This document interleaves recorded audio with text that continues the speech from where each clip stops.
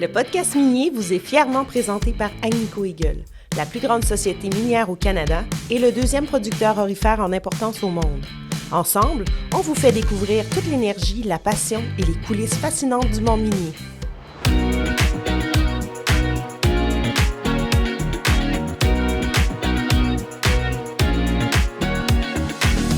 Eldorado Gold Québec est fier de présenter cet épisode du podcast minier. On partage une vision d'un développement responsable où innovation, sécurité et engagement communautaire se conjuguent pour bâtir un avenir durable. Eldorado Gold Québec, une mine de possibilités pour plusieurs années. Découvre nos opportunités d'emploi au eldoradogoldquebec.com à l'onglet Carrière. Mes invités au podcast minier aujourd'hui, 3 messieurs de l'Abitibi-Témiscamingue. Alors, là, je vais lire un petit peu, là, mais j'ai Benoît Plante, professeur. C'est ça? Oui. Professeur, directeur scientifique au IRM. Oui, à l'Institut de recherche en mines et en environnement de l'UQAT. C'est parfait, ça. Martin Richard, coordonnateur Centre national des mines au CFP Val-d'Or. Bonjour, Manon. Et en remplacement de Loïc Bureau, on a Régis Normand, enseignant technologie minérale au cégep de l'Abitibi-Témiscamingue. Oui, bonjour. Fait que là, ça, c'était pas prévu que tu sois là. Non, effectivement, une belle journée d'imprévu aujourd'hui. Fait que le podcast est enregistré dans le cadre du colloque de l'Institut national des mines à Rouyn-Noranda. Puis l'objectif du podcast, qu'est-ce que je voulais faire, c'était vraiment mettre de l'avant le type de formation qu'on a en Abitibi-Témiscamingue. Puis mon souhait, c'est que cet épisode-là soit écouté par les conseillers orienteurs, conseillères orienteurs. Conseillère en orientation. Ben, vraiment, conseillère en orientation. On va quand même le garder, ce bout-là. Conseillère. Tu sais, j'essaie d'être inclusive et de mettre dans ce que je dis. Mais oui, que ce soit écouté ou des étudiants secondaire 3, secondaire 4, les gens qui veulent changer de carrière. Moi, récemment, j'ai un ami qui a changé, il était conseiller BI chez Desjardins, qui est rendu, après avoir fait son au CFP, je ne sais pas si c'est CFP Val-d'Or ou Bay James, un des deux, mais qui est rendu chez Éléonore, qui fait du 14-14, changement de vie. Fait que je pense que cet épisode-là est pour aussi ces gens-là. Alors, j'aimerais juste faire un tour de table, me parler un peu de vous, votre carrière, puis qu'est-ce que vous faites justement à toucher au secteur minier comme vous le faites. Je vais commencer avec toi, Benoît. Moi, je suis natif de Rouyn-Noranda. J'ai un baccalauréat en chimie. Je connaissais absolument rien aux mines à la fin de mon bac, que j'ai fini au début des années 2000, puis je trouvais pas de travail. Puis, de fil en aiguille, je suis devenu chargé de cours à l'UQAT. Et là, l'idée de faire une maîtrise m'est apparue. Puis, en cognant aux portes, on m'a recommandé un jeune prof à l'époque qui s'appelait Bruno Bussière, qui était sur le point d'obtenir sa première chaire industrielle en partenariat avec Polytechnique Montréal, avec Michel Aubertin, qui était son professeur de thèse. Et ils m'ont appris que les compétences d'un chimiste étaient intéressantes dans l'industrie minière. Il m'a proposé une maîtrise que j'ai acceptée. Donc, c'est comme ça que j'ai rentré dans l'industrie minière avec mes compétences de chimiste. De fil en aiguille, je suis devenu un géochimiste. Je travaille sur les enjeux de contamination de l'eau qui rentre en contact avec les rejets miniers. Puis, à la fin de mes études de maîtrise, doctorat, j'ai fait un peu de consultation. Puis, il y a eu une opportunité qui s'est présentée de devenir professeur à l'université. Donc, c'est un peu... par hasard, au fil de mes rencontres, puis de poursuivre les choses qui m'intéressaient sans vraiment de plan de carrière très clair que je me suis ramassé. Je suis vraiment chanceux. Je suis professeur d'université dans ma ville natale et c'est vraiment assez rare, là, à part dans les grandes villes comme Montréal, qu'on réussit à obtenir un poste de prof dans sa ville natale. Fait que je suis bien chanceux, puis ça me tient vraiment à cœur de travailler dans un domaine qui permet d'améliorer les pratiques environnementales de l'industrie, qui travaille dans mon coin. Fait que, ouais, c'est ça un peu pourquoi je suis dans les mines. Ouais, super. Toi, Martin? Ben, moi, j'ai un parcours un peu atypique. J'ai été... moi, je suis criminologue de formation en partant. Ah, ma fille, elle s'en va en criminologie au Cégep Garneau. L'Université de Montréal. Donc, j'ai fait... c'est une science sociale, fait que ça m'a ouvert les portes des écoles. Parce que j'ai une spécialisation en prévention, réadaptation, en toxicomanie. Fait que j'ai commencé à travailler pour le ministère de l'Éducation. Donc, j'étais sur la rive sud de Montréal. Il y avait un projet qui s'appelait, on était EPT, on a des intervenants en prévention des toxicomanies. Bon, en tout cas, c'est une vieille histoire. Puis, de fil en aiguille, je suis revenu à Val-d'Or. Donc, j'ai commencé à travailler à Polyvalente Carrefour pendant 25 ans. Donc, j'en suis à ma 4e année au Centre national des mines. Puis, c'est vraiment pas par hasard, je te dirais, mais il y a toujours du mouvement de personnel hein, dans un centre de service scolaire. Il y a du mouvement aussi secteur mine. Souvent, les minières viennent chercher nos formateurs, sont venus chercher une coordonnatrice qui était sur ma chaise. Donc, Jean-François m'a approché. Moi, j'ai aussi un bagage d'expérience au niveau du monde des affaires. Donc, mon organisation, je pense que c'est ce qui fait que je pense que je suis tombé sur la bonne chaise parce qu'au début, je vous dirais, là, les premières semaines, quand j'étais mon mentor, M. Martineau, Réal, d'ailleurs, que je remercie de m'avoir accompagné, je pense que j'avais l'air d'un chevreuil là, sur l'autoroute. Là. Fait que, Au moins, tu t'es pas fait frapper. Non, non, mais je me suis questionné, par exemple. Puis, je passe du secteur jeune à un secteur de la formation professionnelle. C'est un monde parallèle, c'est un monde de financement qui est complètement différent. Donc, on travaille avec une clientèle adulte de 18 à 60. On a gradué un monsieur de 60 ans en extraction de minerais. Donc, ça vous donne une idée.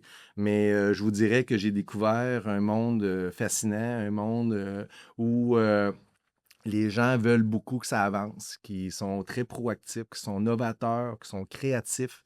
Donc, je travaille avec une belle équipe.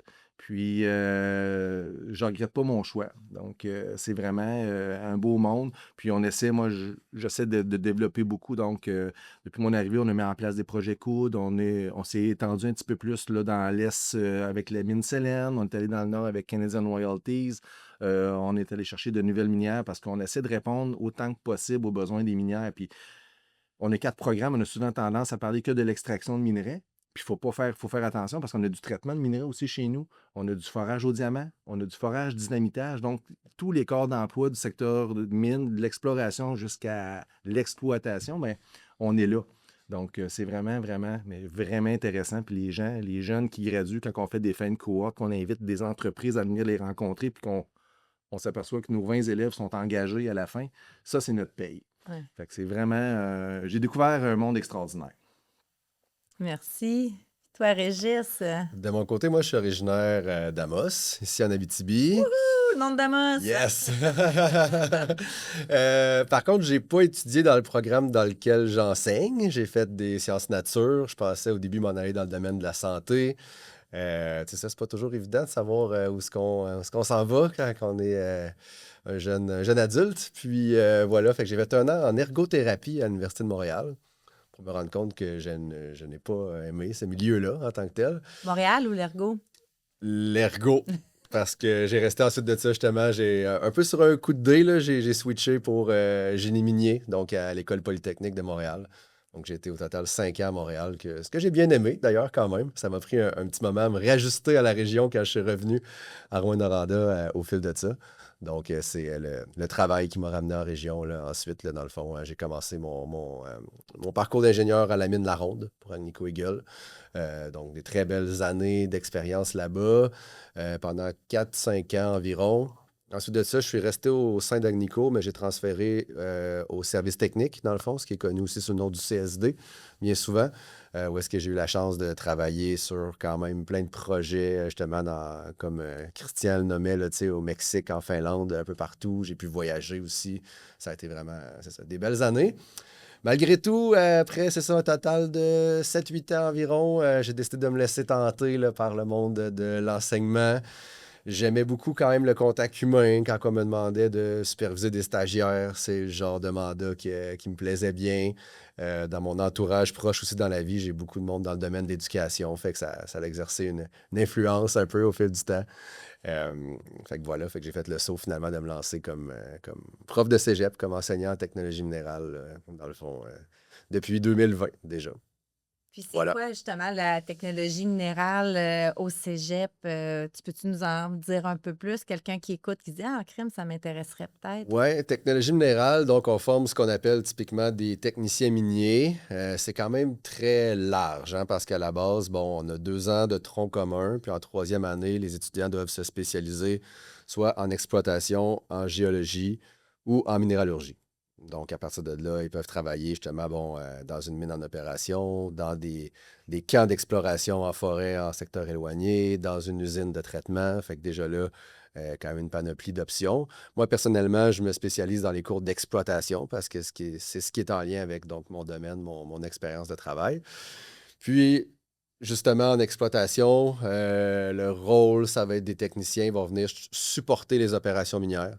Donc, avec justement, les différentes les opérateurs sur le terrain, sous terre, par exemple. Donc, on vient faire l'arpentage, on vient s'assurer que la ventilation est adéquate.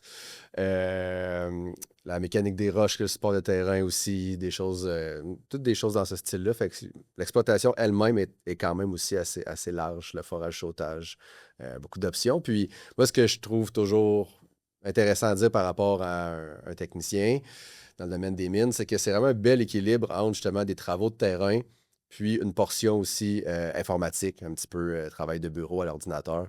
Fait que c'est toujours bien balancé dans une journée. Fait que ça, c'est ce qui peut faire en sorte que ça peut être intéressant, je pense, parfois pour certaines personnes de se lancer dans ce genre de travail-là.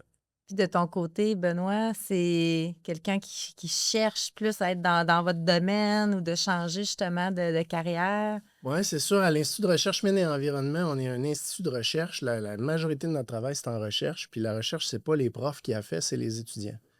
La grande majorité de nos étudiants, historiquement, c'était des étudiants de maîtrise et doctorat. Nos programmes de maîtrise et doctorat sont ouverts à tous les backgrounds scientifiques. On en entend souvent parler, mais dans les mines, il n'y a pas que des géologues et des ingénieurs miniers. Il y a des biologistes, il y a des chimistes. Évidemment, on peut aussi former des géologues et des ingénieurs de mines, mais des ingénieurs civils, des ingénieurs géotechniques. Et on a aussi... ces programmes-là nous permettent de prendre des gens qui ont une formation de baccalauréat plutôt, disons, disciplinaire, puis leur donner une formation très multidisciplinaire en lien avec tout ce qui touche les mines et l'environnement. Notre département, c'est mines et environnement. Donc, on touche à tous les volets qui peuvent toucher à l'environnement, de l'exploration jusqu'à la gestion des rejets, le traitement de l'eau, la fermeture des sites, la restauration, la revégétalisation, les suivis à long terme de la performance de la restauration. Et j'en oublie, on fait de la géotechnique, on fait de la mécanique des roches aussi. Mais c'est de la recherche, maîtrise, doctorat essentiellement. On a formé un peu plus de 150 étudiants en maîtrise, doctorat depuis les dernières années. Mais en étant, nos travaux de recherche sont très, très, très connectés aux besoins de l'industrie. Donc, tous nos travaux sont financés en partenariat avec l'industrie pour C'est travailler. eux qui vont vers vous pour... C'est un peu un mélange des deux. Parfois, c'est eux qui expriment les besoins en recherche. Parfois, c'est nous qui avons des idées, puis on va cogner aux portes pour voir si ces projets-là peuvent être intéressants pour l'industrie. Et ça fait en sorte que les problématiques sur lesquelles on travaille, c'est pas du pelletage de nuages, c'est vraiment connecté directement aux besoins de l'industrie. Et les livrables à la fin de nos maîtrises, nos doctorats, c'est de générer des connaissances et idéalement aussi de temps en temps des pratiques très concrètes que l'industrie peut adopter pour améliorer ses performances. La maîtrise doctorat, c'est pas pour tout le monde non plus. Et l'industrie nous avait exprimé un besoin de formation qui serait peut-être plus de premier cycle universitaire.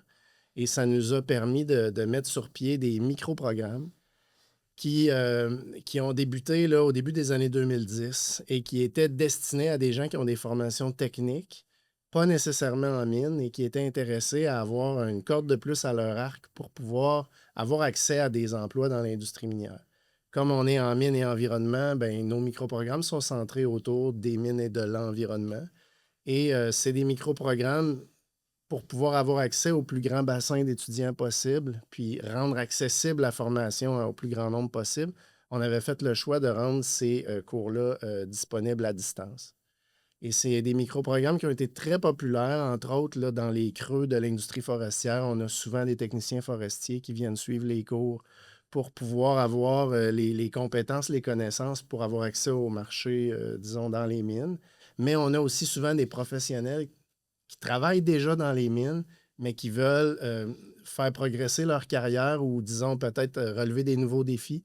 Donc, on a aussi beaucoup de travailleurs qui sont actuellement dans l'industrie, mais qui vont suivre les microprogrammes. Et on a 2 microprogrammes qui permettent de cumuler certificats. Donc, c'est quand même environ autour d'une 50aine d'étudiants là, qui ont été formés dans les microprogrammes dans les dernières années. Puis, Y a-t-il beaucoup de monde de l'extérieur dans tes personnes? beaucoup de monde de l'extérieur. Le fait que c'est disponible à distance, évidemment, ça joue. Mais on a beaucoup de travailleurs qui sont sur le fly-in, fly-out aussi, qui profitent de leur période où ils ne sont pas au travail pour s'avancer dans leur cours. C'est sûr qu'à l'international, c'est plus compliqué, mais il y a un programme pilote, projet pilote là, où on a ouvert les admissions à l'international. Puis ben, pour l'anecdote, on a présentement un étudiant qui est à Madagascar, qui suit nos microprogrammes. Donc, c'est des microprogrammes qui sont vraiment appréciés. Là. Les retours qu'on a sont vraiment positifs. Puis il y a des beaux success stories là, d'étudiants qui ont réussi à faire progresser leur carrière en suivant ces programmes-là. Puis, ouais, c'est pas mal l'offre qu'on peut offrir chez nous pour l'IRM. Il y a l'École d'études autochtones aussi, là, qui n'est pas mon département, mais qui a une offre de cours vraiment intéressante. Dans le contexte actuel de la réconciliation, ils offrent un certificat puis un microprogramme en gestion territoriale en contexte autochtone. C'est des programmes qui sont faits en association avec l'Association nationale des gestionnaires de terres autochtones. Ça leur donne, les étudiants qui complètent le programme peuvent avoir le titre d'aménagiste du territoire autochtone. Donc, pour toutes les compagnies minières qui ont des ententes qui veulent faire des ententes avec les Premières Nations, ça peut ajouter des cordes vraiment intéressantes à leurs compétences. Puis, sûrement pas que l'AI va remplacer cette compétence-là, non, ça ne sera pas de sitôt. Puis ils offrent aussi le certificat en employé, puis le microprogramme en employabilité, puis en développement de carrière en contexte autochtone. Un des enjeux, c'est que souvent, les personnes issues des Premières Nations ont accès à des emplois, mais vraiment plutôt de premier ordre. Puis les possibilités d'avancement ne sont pas terribles.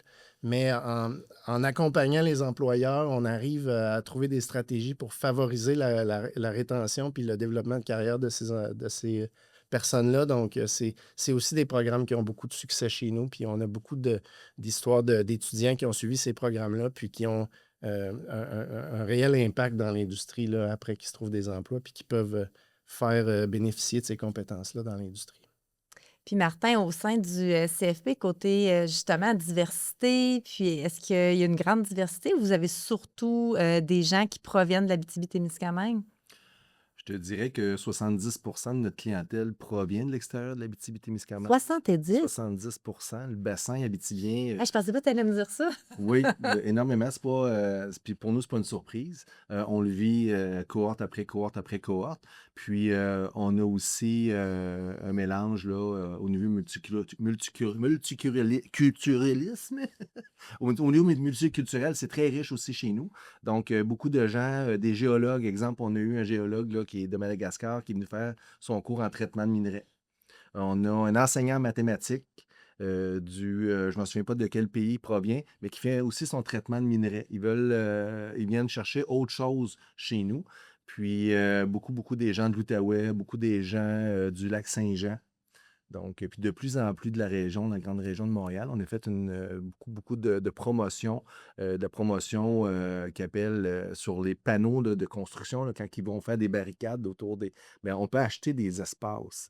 Fait qu'en milieu urbain, dans la ville de Montréal, quand tu parles des secteurs mines, là, c'est pas faire un métro, là, c'est vraiment faire une minière. Fait que ça a eu un impact positif chez nous. Donc, oui, on a des gens de partout, mais comme la dernière cohorte, là, je pense que j'en ai 4 ou 5 qui proviennent de la région, sur 34. Tantôt, tu parlais des programmes COUD. Oui.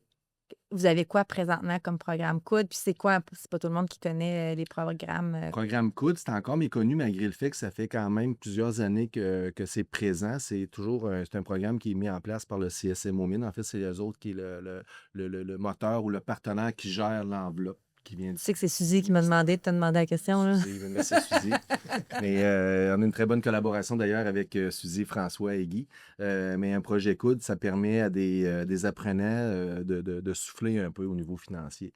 Donc, c'est des entreprises qui vont parrainer les apprenants. Ils vont les payer. Puis ça va du salaire minimum jusqu'à 25 $ de l'heure. Par exemple, nos élèves en forage au diamant gagnent 25 $ de l'heure pendant 600 heures. Donc, c'est vraiment intéressant. Puis, ce qui est doublement intéressant, c'est que l'entreprise parrain, ben, est remboursée à 100 %. Le salaire qu'il verse est remboursé à 100 % par l'enveloppe budgétaire qui était attribuée. Donc, en forage au diamant, on parle de 3 points quelques millions sur 3 ans. C'est quand même pas négligeable. Forage dynamitage, la même affaire, c'est autour de 3 millions. Puis là, on a fait une première en traitement de minerais pour une cohorte de août à mai. Donc, ça permet aussi un meilleur recrutement. Parce que c'est quand même un gros sacrifice partir de chez vous 6 mois, 7 mois pour venir suivre une formation. Souvent, c'est des gens qui ont des familles. Donc, il faut se loger, il faut se nourrir, puis ça coûte cher. Donc, on avait une problématique avec de nos élèves qui, de jour, étaient à l'école, de soir, ils étaient au travail. Ça ne dure pas longtemps, là, ce cycle-là. On s'en aperçoit. Là. Donc, ils tombent vite en mode survie. Donc, le projet COUD leur permet de respirer puis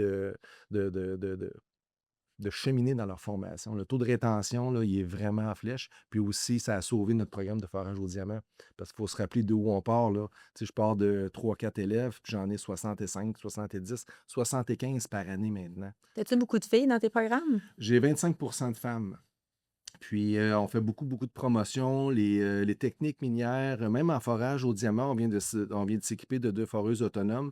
Donc, c'est beaucoup moins physique que c'était. Même Puis on adapte nos formations aussi à cette réalité, à la réalité tant féminine que masculine. Tu sais, nos enseignants, on travaille beaucoup avec la jackleg en extraction, puis c'est un outil qui coûte pas cher. Puis c'est un outil qui permet à l'élève de comprendre c'est quoi que le jumbo fait dans une face, là, tu sais, c'est comment qu'il fort. Toi, tu l'as fait à la main, mais lui, il fait la même affaire. Fait que, mais l'objectif, c'est 4 trous parallèles, puis on ne demandera pas à une personne qui, lui ou elle, veut s'enligner vers. Il y a des métiers, des mines, il y en a un et un autre. Là. Donc, on n'insistera pas. On va demander le niveau d'employabilité, ce qu'exige le ministère. Puis après ça, il y en a qui trippent à faire ça. Fait que les autres qui trippent, ben ouais, let's go, allez-y. Puis les autres, on les envoie en NTE faire d'autres choses. Côté, je me demandais, Régis, de ton Oui. côté, décrochage, est-ce que c'est. Avez-vous une bonne rétention ou il y a beaucoup de décrochage? On a quand même une bonne rétention. Je te dirais que c'est sûr que tu sais, souvent, c'est à la première année. Tu sais, nous autres, c'est un programme qui dure 3 ans. Souvent, c'est après soit la première session ou la première année qu'on en perd quelques-uns. Des gens qui vont dans d'autres programmes. Des gens qui s'en vont des fois, qui décident d'aller du côté du DEP, justement, une formation un peu plus courte puis qui va ramener l'argent plus rapidement. Mais après ça, je dirais que la première année est passée. Là, après ça, tout le reste, le noyau, généralement, il reste. Puis c'est là on que le les garde stages jusqu'au bout. arrivent? Après la Ouais, première le stage arrive après le premier été, en fait, entre la première et la deuxième année. Puis après ça, l'été suivant, entre la deuxième et la troisième. Fait que normalement, ils font 2 stages dans leur parcours. Puis côté diversité, avez-vous beaucoup de femmes? On a, en moyenne, je pense que c'est autour de 30 %, je dirais, le pourcentage de femmes dans le programme. On a quand même aussi une bonne diversité culturelle. On a beaucoup d'étudiants internationaux, français, africains.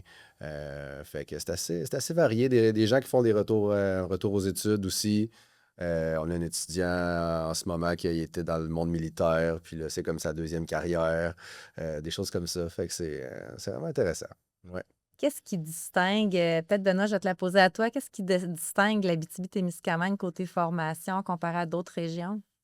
Bien, je pense que la chance qu'on a, c'est d'être à proximité des employeurs potentiels, puis des terrains de jeu où aller permettre aux étudiants de voir la vraie vie, ce que c'est une mine. Tu sais, on entend souvent des étudiants qui étudient en génie géologique, en géologie ou en génie des mines à Montréal ou à Laval, qui connaissent pas les mines pour de vrai. Ils n'ont jamais mis les pieds dans une mine. Puis c'est souvent lors de certaines visites dans des cours qui ont leur premier contact avec des mines, tu sais, alors que chez nous, je sais pas, je pense pour vos programmes, c'est la même chose, mais on cherche constamment des occasions de pouvoir permettre aux étudiants, c'est sûr chez nous un peu moins que chez vous, mais d'avoir des occasions d'aller travailler sur les sites miniers, de comprendre les réalités de terrain. On a des cours où on fait des visites de terrain pour voir les pratiques, de quoi ils ont l'air là, au-delà de la théorie.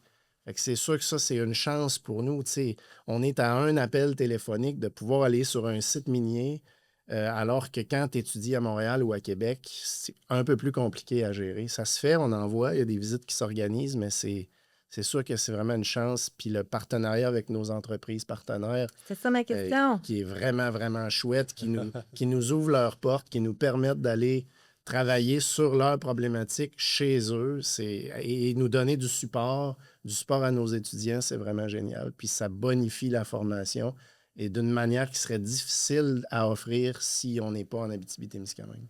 Je peux-tu me permettre d'intervenir? là? Vas-y, Régis. Oui, quand ça j'ai qu'on fait, veut. c'est ça, quand j'ai fait mon génie minier, justement, à Montréal, c'est aller à la relâche du mois de mars. Fait que, tu sais, après, justement, presque un an complet, que l'on a rempli un autobus scolaire pour s'en venir en Abitibi pour faire des visites de mines. Donc, c'est là que la plupart ont eu leur premier contact, comme tu dis.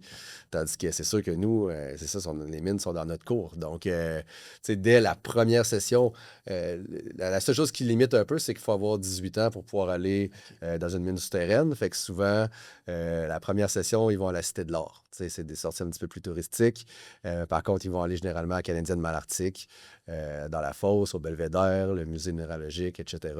Mais c'est ça, on embarque les visites dans l'industrie très, très tôt là, dans le programme en tant que tel. Oui, puis je fais du pouce, si tu me permets, Manon. On fait un peu la même affaire. Nous, on fait beaucoup de promotions avec les écoles secondaires. Donc, nous autres, les élèves 16-17, on les fait descendre sous terre.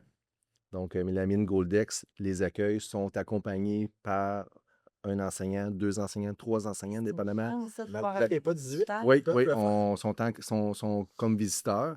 Puis, chaque élève qui s'inscrit puis qui n'a jamais visité le sous-terre, ben, on leur permet l'instant d'élève d'un jour. On a un programme qui s'appelle Élève d'un jour, d'aller faire une visite, d'aller voir nos places de travail, d'aller voir comment que ça se passe en temps réel, en temps pendant l'apprentissage de nos cohortes. C'est sûr, si je vais voir un Jumbo Man, c'est pas le reflet de la réalité du cours qu'on va donner. Fait qu'on va vraiment dans nos places de travail.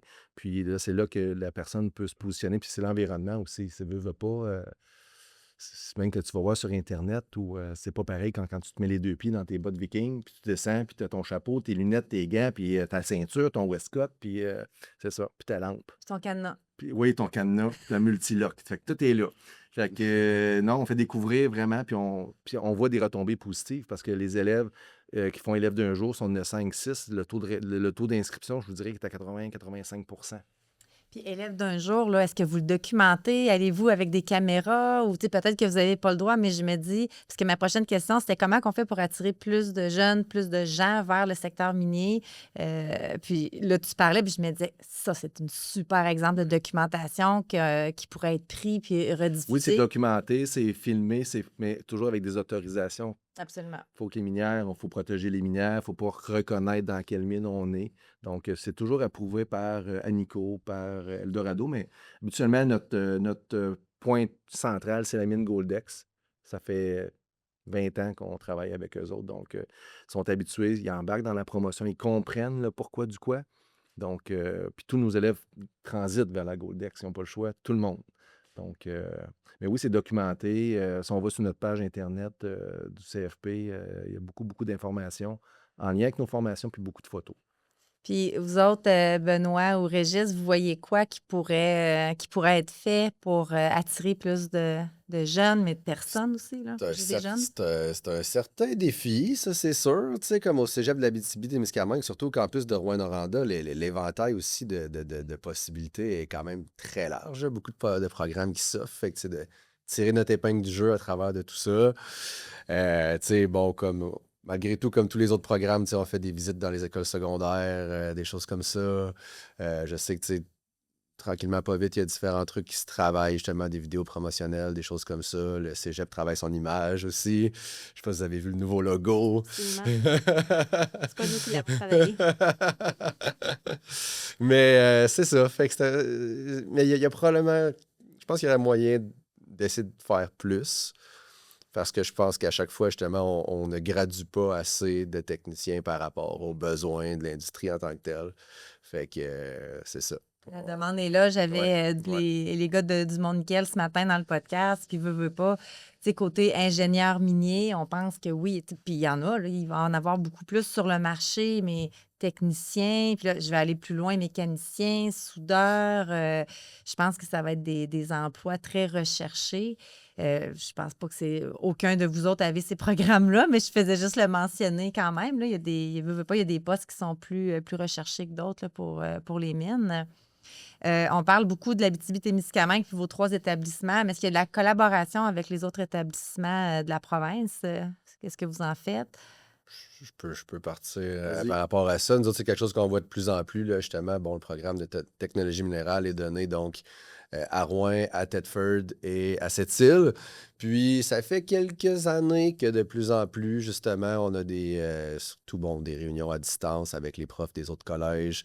Il y a l'événement Mine de demain qui fait qu'on se réunit aussi une fois par année pour faire des visites, justement, aller récolter des données dans les mines, des choses comme ça. Fait qu'on discute, on s'entraide aussi pour le défi minier là, qui est présenté par Québec Mine.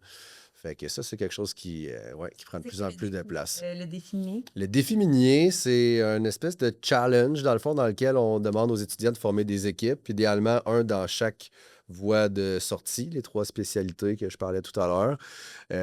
Puis, dans le fond, c'est ça, avec tous les profs ensemble, avec les gens donc de Québec Mine, on conçoit un énoncé, un défi, qui est comme un mix de théorie et de pratique qui touche justement aux différentes branches. Puis là, les jeunes se réunissent au cégep dans un temps donné pour accomplir ce défi-là, qui est comme une espèce d'examen dans un sens, mais tu sais, ça compte pas sur leur bulletin, là. C'est vraiment juste pour le défi en soi.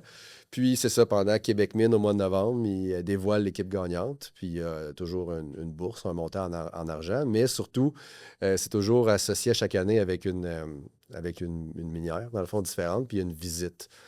Comme dans le fond, il y a à peu près 2 ans, c'est une équipe de l'Abitibi qui a gagné. Puis j'ai eu la chance d'être le prof qui les a accompagnés, dans le fond, dans leur sortie. Puis on est allé à Minerai de Fer Québec, dans le fond, du côté de Fermont. C'est ça, on partait de l'aéroport de Rouen avec l'avion des travailleurs, puis on a été reçus là-bas pour visiter le site. Fait que, ça, c'est vraiment intéressant. C'est des belles expériences que... C'est ça, on en fait plein, comme on dit, de visites de mine, mais Fermont, c'est sûr que là, on va pas là, généralement.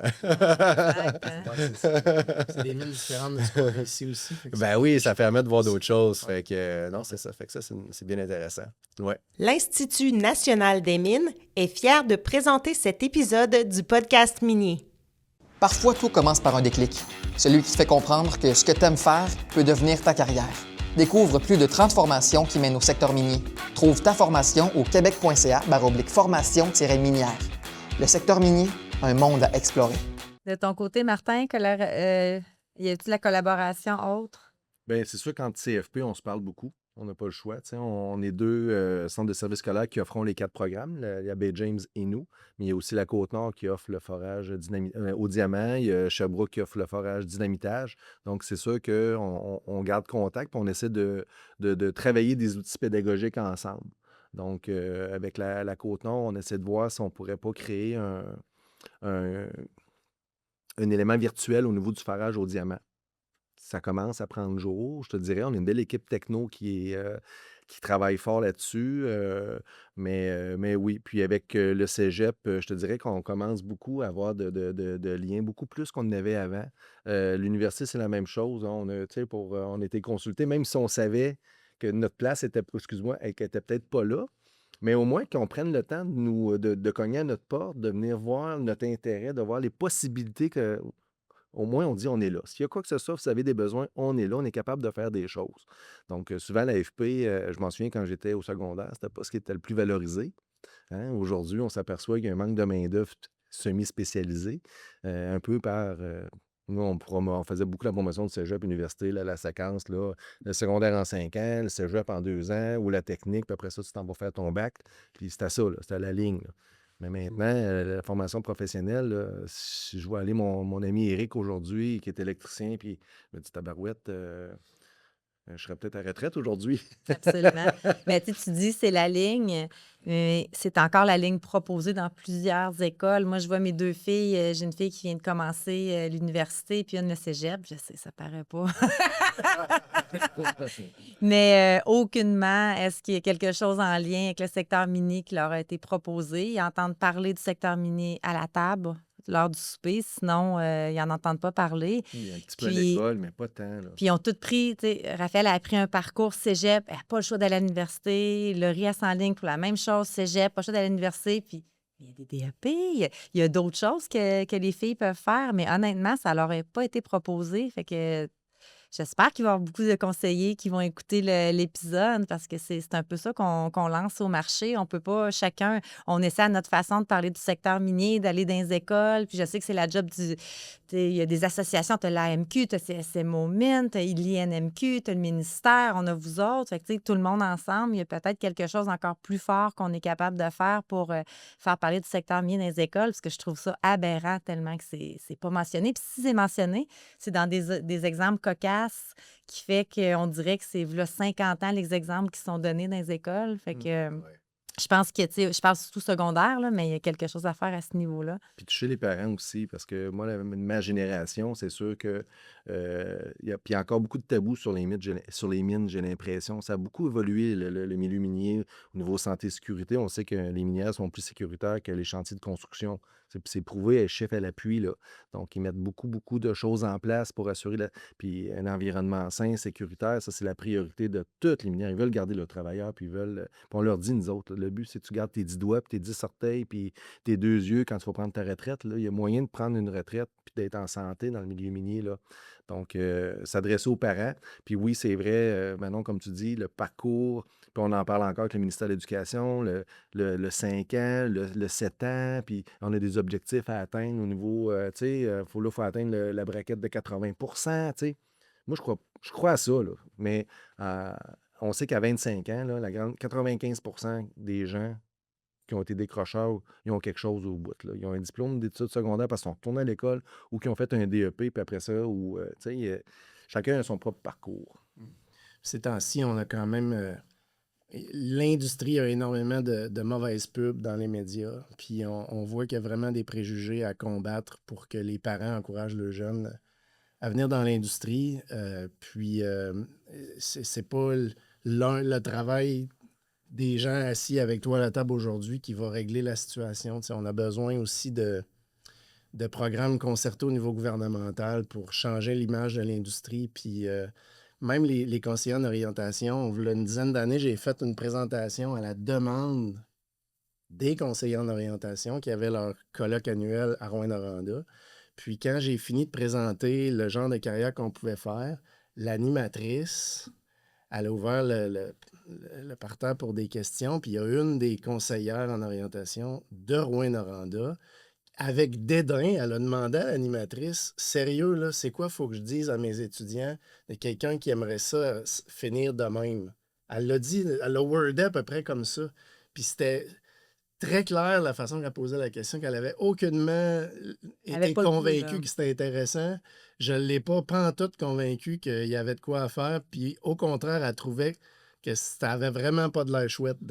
Puis probablement que j'ai mon rôle à jouer dans avoir pas fait ma job comme il faut, mais ça me laissait entendre que cette personne-là avait déjà un préjugé négatif important envers l'industrie. Puis j'avais pas du tout réussi à la faire changer d'idée. Même si je parlais à une centaine de conseillers en orientation du Québec, ça a été un coup d'épée dans l'eau, là, tu sais. Puis si je reviens à ta question sur les partenaires, nous, à l'université, le développement de notre département depuis le début des années 2000, c'est beaucoup fait grâce à notre partenariat avec Polytechnique Montréal. Les programmes qu'on offre de maîtrise et doctorat, c'est des programmes qui sont offerts en extension de Polytechnique Montréal. Donc, ça nous a permis rapidement de pouvoir offrir des programmes sans devoir développer les nôtres, puis de faire notre place, de développer nos travaux.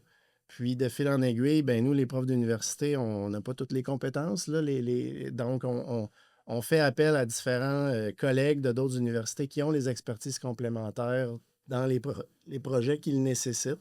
Donc, on a beaucoup de collabos avec l'Université Laval, avec l'UQAM, avec Concordia, mais aussi à l'extérieur du Québec, avec Waterloo, avec Regina, Saskatchewan, UBC, Alberta, Saint John, Terre-Neuve. Ottawa, tu sais, T'as-tu dépendamment. peur d'en manquer un? Ben oui, j'espère. Je pense Faut pas plus que- jamais commencer à énumérer. Pas n'oublier. Mais c'est juste pour dire, au fil des besoins spécifiques au projet, puis des expertises qu'on a besoin, mais on collabore avec d'autres. On devient co-superviseur de des étudiants à ces universités-là. Eux, ils envoient des étudiants chez nous. Ils sont co-superviseurs des nôtres. Fait que ça aussi, ça donne ça donne une expérience intéressante pour les étudiants qui viennent chez nous.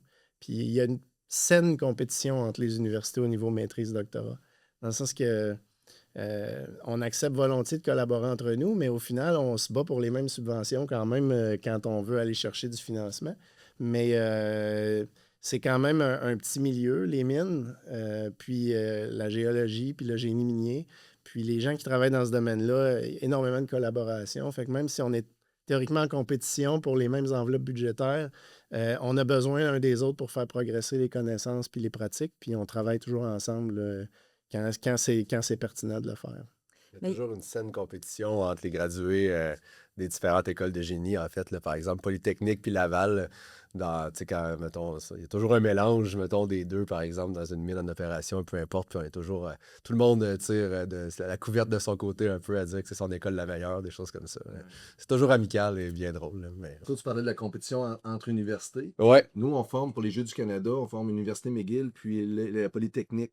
Des gens qui sont en génie minier. Puis on leur donne une formation, c'est à Jack Leg, parce qu'une des épreuves, c'est à Jack ouais, Leg. effectivement. Ouais. Ça fait 3 ans qu'on est champion du monde. Oh yeah! Ben, champion canadien. Ben, On c'est aime le- bien ça. c'est le- Hey, du monde! Ben, les autres ont quasiment ça, mais Ouais. quand on reçoit nos élèves au CFP, puis Robert Chamberlain, il a 50 ans d'expérience dans le monde minier, puis c'est notre tête grise, puis il est drôle, puis il dit, maudit que vous êtes chanceux. Réalisez-vous là, que vous êtes dans la meilleure école de mine au monde. Puis là, il leur explique pourquoi. Il dit, l'expertise minière est reconnue dans le monde. Les Québécois, on est reconnus dans le monde. Puis là, vous êtes formés par des Québécois. Puis là, toutes les portes vont vous être ouvertes après. Là. Fait que, puis on le dit même aux gens de Niobec. On sait que les perspectives d'embauche à Niobec sont très, très, très minimes. Mais venez en région, ayez pas peur de venir l'essayer. C'est quoi les jeux que tu disais? Les Jeux du Canada au niveau... Les géniers. ouais, OK, les jeux miniers. OK, Ben, oui, oui. Oui, exact. Puis ça se passe. L'année passée, je ne m'en souviens pas c'était où. Je pense que c'était en Alberta. C'était à Québec. Ben, cette année, c'était à Québec. Ok. L'année d'avant, c'était à Sudbury. Non, Ouais. oui, Sudbury. C'était en Ontario. Mais avant ça, il me semble que Je pense c'était que dans c'était l'Ouest. avant. Ouais. Puis c'est quelque chose que vous participez les Ben, moi, institutions, ou- dans le fait, quand j'étais justement à Polytechnique, je les ai pas fait, les mining.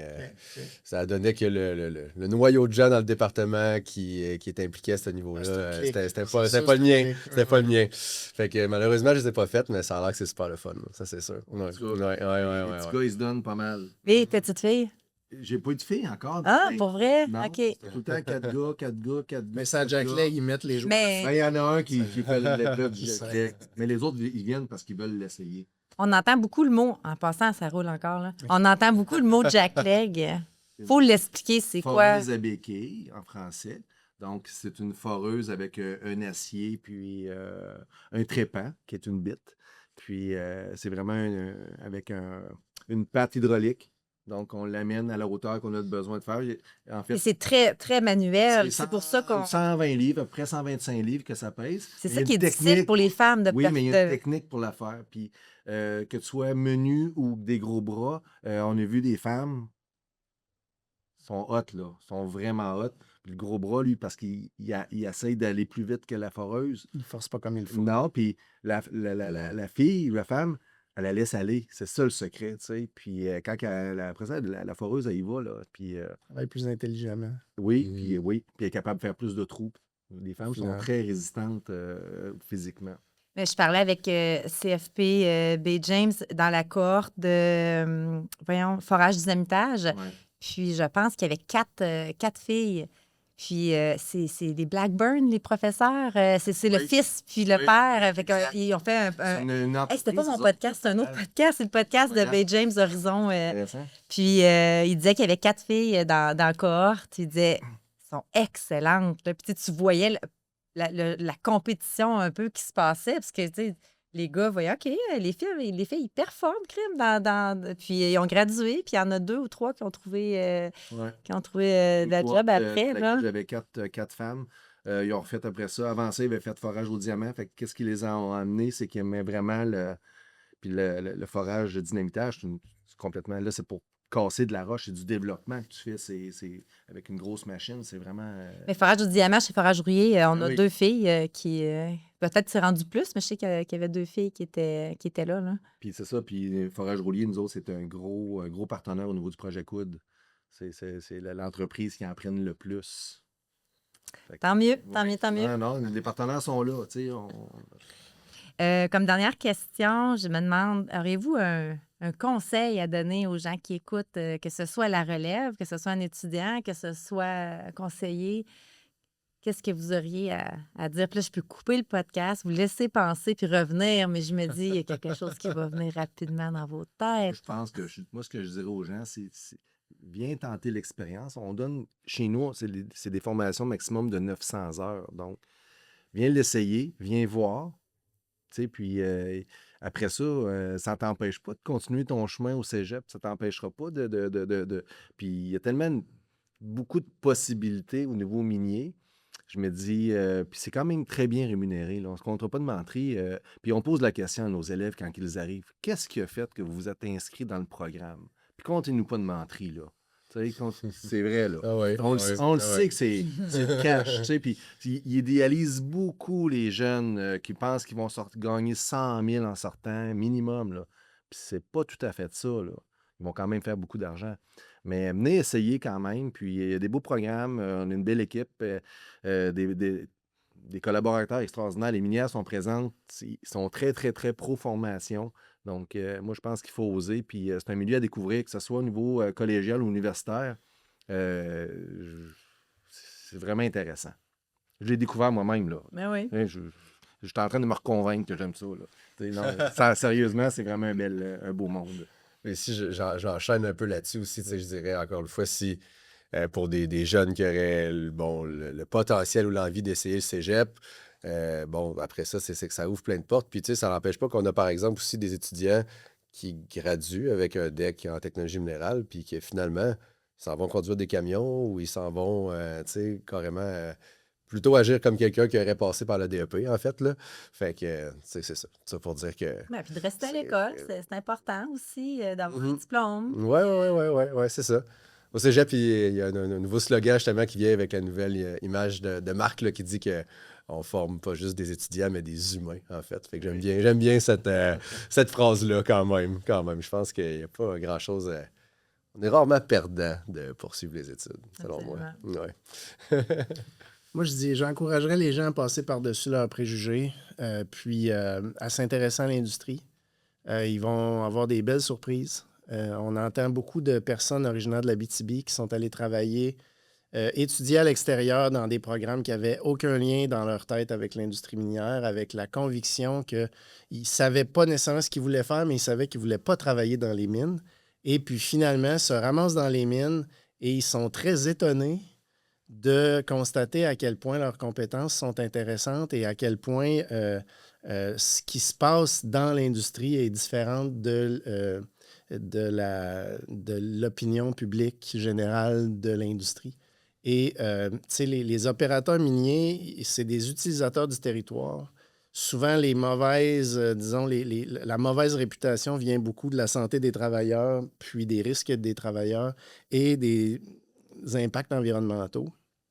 Puis quand ces personnes-là réalisent à quel point, comme tu disais tantôt, la santé-sécurité est importante et à quel point il y a des mesures en place présentement pour protéger l'environnement et de l'amélioration continue à chaque année pour minimiser les impacts, les gens sont très surpris, sont très contents. Les travailleurs, les compagnies minières ne veulent pas trop impacter le territoire parce qu'au final, on l'occupe, on l'utilise, puis c'est notre qualité de vie qui va en souffrir si on a trop d'impacts environnementaux. Fait que ce qui est vraiment chouette, c'est que les gens dans l'industrie travaillent de l'intérieur à améliorer les pratiques environnementales. Puis ça, c'est quelque chose qui est pas connu par les personnes même de l'Abitibi-Témiscamingue, encore moins par les gens dans le sud du Québec. Fait que passez par-dessus vos préjugés, intéressez-vous à l'industrie, vous allez avoir des belles surprises, puis on a besoin de vos compétences. Puis la qualité de vie en Abitibi-Témiscamingue est difficile à battre. Il y a des gros préjugés là-dessus aussi par les gens dans le sud du Québec. Mais si les gens s'informent moindrement, ils vont voir qu'on peut avoir une excellente qualité de vie, selon moi, pas mal meilleure que ce qu'on peut trouver dans le sud de la province. J'ai dit tantôt que j'avais beaucoup aimé Montréal, mais c'est vrai ce que tu dis aussi, par contre. Ça demande un ajustement. On n'a pas accès à autant de centres d'achat avec autant de grandes marques. On n'a pas autant de spectacles. Mais on a plein d'autres affaires qui sont très difficiles à avoir quand on est dans les grands centres, qui sont aussi super intéressantes. Puis, il s'agit de s'informer. C'est vraiment un compromis intéressant. On a des gros salaires, des qualités de vie vraiment intéressantes. On est à 15 minutes de n'importe quel rendez-vous en ville. T'sais, on n'a pas 1 heure de char à faire soir et matin. On a accès à la nature facilement. Il y a plein de festivals. Le milieu culturel est en effervescence. Donc, il y en a vraiment pour tous les goûts. Puis Montréal n'est pas si loin que ça. Quand tu veux voir l'artiste qui n'est pas capable de venir ici, tu es capable d'y aller. Là, fait que, Quand tu habites en Abitibi, tout devient proche. tout est proche. On est habitué de voyager. Ben plus. oui, ça fait partie de notre ADN quasiment. Là. Oui, vraiment. Tu peux dire, t'es Vraiment. c'est quelqu'un de te Non, déplacer. mais je me dis, on aurait dû inviter Tourisme Abitibi avec Ouais. nous au podcast. Non, mais ça fait partie de l'équation, c'est vrai, tu sais. C'est vrai que c'est pas tout le monde qui... Tu sais, même comme nous autres au cégep, là, c'est soit presque tous des étudiants, soit de la région ou internationaux, mais de la région de Montréal, là, je peux les compter sur une main, peut-être les 3 cohortes confondues présentement. Là, fait qu'il n'y en a pas des tonnes qui osent faire le move, mais je pense effectivement que c'est vrai qu'on a plein de belles choses à offrir. Ouais. Et sur ces bonnes paroles, merci d'avoir participé au podcast. J'espère que ça n'a pas été trop douloureux de ne pas avoir eu les questions en avance. Pas trop. Merci beaucoup. Merci. Merci. Faire entendre une industrie qui nous échappe. Voilà le cœur de ce projet qu'on porte avec Agnico Eagle. Ensemble, on démystifie, partage et rend possible cet univers qui nous passionne. Et l'aventure continue. On se retrouve dans le prochain épisode.